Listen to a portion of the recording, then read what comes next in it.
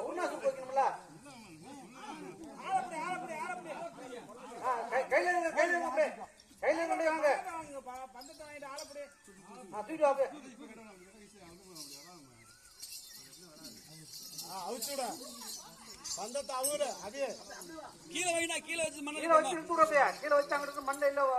ஏய் கையில ஏய் பந்தத்தை அடியாங்கற அப்புறம் கீழே கீழே வச்சு அங்க இருந்து கையில மண்ணல போட்டு சைடுல ரெண்டு மண்ணாடி போடு.